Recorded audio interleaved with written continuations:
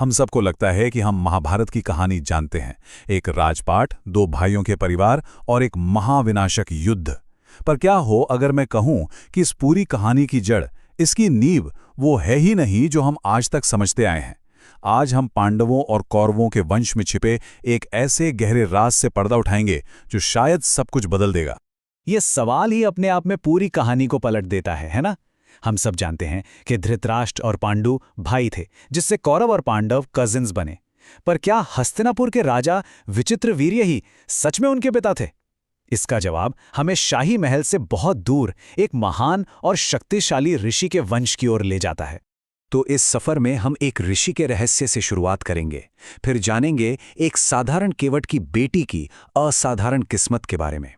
एक द्वीप पर जन्मे एक पुत्र की कहानी देखेंगे और ये भी समझेंगे कि कैसे एक साम्राज्य को बचाने के लिए खुद इस महाकाव्य के लेखक को कहानी के अंदर आना पड़ा। हमारी कहानी हस्तिनापुर के राज दरबार से शुरू नहीं होती, नहीं, ये शुरू होती है ज्ञान, तप और शक्ति की दुनिया से। ये कहानी है ऋषि पराशर और उनके महान वंश की। तो देखिए, इस वंश की जड़ें कहाँ तक जाती हैं। महान सप्तऋषियों में से एक ऋषि वशिष्ठ तक। उनके पुत्र हुए शक्ति मुनि और उनके पुत्र थे ऋषि पराशर, एक ऐसे ज्ञानी और तेजस्वी ऋषि जिनकी शक्तियां कुरुवंश की तकदीर को हमेशा हमेशा के लिए बदलने वाली थी। चलिए अब मिलते हैं कहानी के दूसरे सबसे अहम किरदार से। इनका नाम था सत्यवती और उनकी जिंदगी की कहानी किसी चमत्कार से कम नहीं है। सोचकर देखिए, सत्यवती जन्म से तो एक राजकुमारी थीं, पर किस्मत ने उन्हें एक मछुआरे की बेटी बना दिया। उनके अपने पिता ने जन्म के समय उन्हें अपनाया नहीं और उनका बचपन यमुना नदी के किनारे लोगों को नाव से नदी पार कराते हुए बीता। शुरुआत में सत्यवती को मत्स्यगंधा के नाम से जाना जाता था, क्योंकि उनके शरीर से मछली की गंध आती थी। लेकिन फिर एक ऐसी मुलाकात हुई जिसने सब कुछ बदल दिया। उन्हें एक ऐसा वरदान मिला जिसने उन्हें मत्स्यगंधा से योजनगंधा बना दिया, यानी एक ऐसी स्त्री जिसकी दिव्य सुगंध मीलों तक फैल जाती थी। और यही बदलाव उनकी किस्मत का सबसे बड़ा मोड़ साबित हुआ। तो आखिर वो कौन सी मुलाकात थी? वो एक मुलाकात थी महान ऋषि पराशर और युवा केवटिन सत्यवती के बीच। हुआ यूं कि एक दिन जब सत्यवती ऋषि पराशर को अपनी नाव में यमुना पार करा रही थीं, तो ऋषि उनके रूप और सौंदर्य पर मोहित हो गए। उन्होंने सत्यवती के सामने अपनी इच्छा रखी। सत्यवती पहले तो झिझकी, लेकिन फिर ऋषि ने अपनी योग शक्ति से नाव के चारों तरफ एक घना कोहरा बना दिया और उन्हें दुनिया की नजरों से छिपा लिया। पर सत्यवती ने सिर्फ हाँ नहीं कहा। उन्होंने अपनी बुद्धिमानी दिखाते हुए ऋषि से कुछ वरदान मांगे। उन्होंने कहा कि उनके शरीर की मछली की गंध एक दिव्य सुगंध में बदल जाए, उनका कौमार्य भंग न हो, और सबसे जरूरी कि उनका होने वाला पुत्र एक महान ऋषि बने। ऋषि पराशर ने उनकी सारी बातें मान ली और उसी दिन यमुना नदी के एक द्वीप पर उनके पुत्र का जन्म हुआ। सांवले रंग की वजह से नाम मिला कृष्ण और द्वीप पर जन्म होने के कारण द्वैपायन। यही बालक आगे चलकर महान ऋषि वेद व्यास के नाम से प्रसिद्ध हुआ, जिन्होंने वेदों को व्यवस्थित किया और महाभारत की रचना की। जन्म लेते ही उन्होंने अपनी मां से वादा किया कि वो जब भी उन्हें याद करेंगी वो फौरन उनके सामने आ जाएंगे। अब व्यास के जन्म के बाद सत्यवती की जिंदगी एक और जबरदस्त मोड़ लेती है। ऋषि पराशर से मिली वही दिव्य सुगंध हस्तिनापुर के राजा शांतनु को उनकी तरफ खींच लाती है। एक केवट की बेटी से हस्तिनापुर की महारानी बनने का ये सफर कमाल का था।